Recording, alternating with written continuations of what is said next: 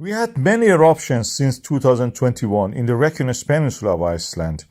They started in the March with the eruption of the Grindavík volcano, followed by the Meradillo and the Little volcano, which erupted in a sequence along the plate boundary in that area. This is a new volcanic system. Then we had the eruption in the Grindavík Svartsengi area.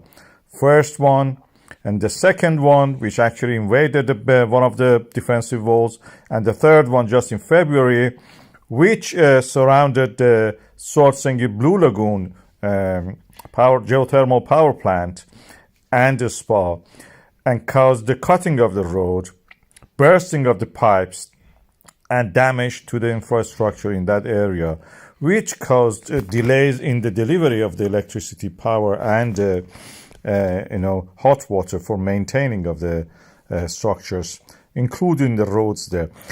The plate boundary in this area is well known. We know that is the plate boundary, the volcanic system, and where it happened, and the cracks, previously existing cracks, fault lines, and all the eruptions, craters of the Fort Sundunka, for example, are well known.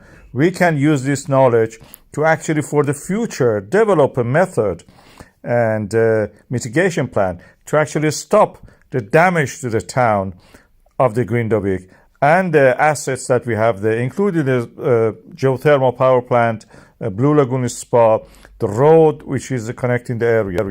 As a geologist who have done studies of many areas in the world, including what I have done in Iran, and studying the aerial photographs, this was before the age of the internet, so aerial photographs you could study only on the negatives.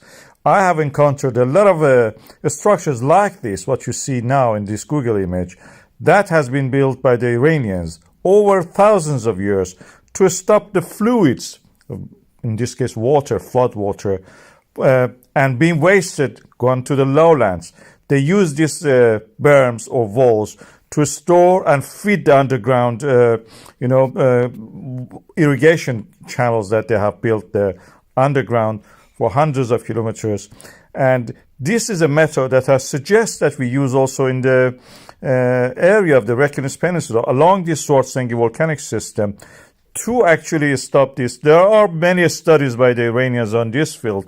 This is an 11th century book about the hydrology. This is a book about the hydrology and how to actually find water, stop water, direct water, measure the distances, measure the heights, mountains, and even some inventions that the person who has written this book has done for his time is very advanced in that sense.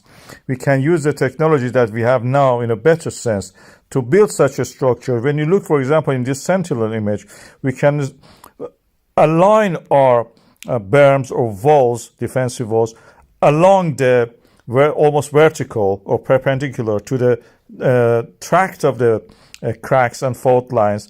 Each one of these will stop any of these eruptions which happen along its course, and then we can direct them to go around the town of the Grindavík, those areas that actually can be stopped, directing and trapping the lava in between the two highlands of the Thorbjorn Svartsengi and the one to the lowest east, toward the southeast, lowest part of the right side. And then the central parts of the town which is damaged, I suggest be kept as an open-air museum. It should be abandoned. You cannot do safely things there. It can be a tourist attraction on its own, the first on its own. And the parts that we are abandoning, we can build them around these two areas, to the east and the west of the town, and use the harbor in the middle as the fishing for the fishing industry, for the companies who have the. This is a plan, of course. We have to study the contours. I've tried to do as much as I can by studying these satellite images. This is a suggestion I make to actually save the Grindavík. This is for saving the town.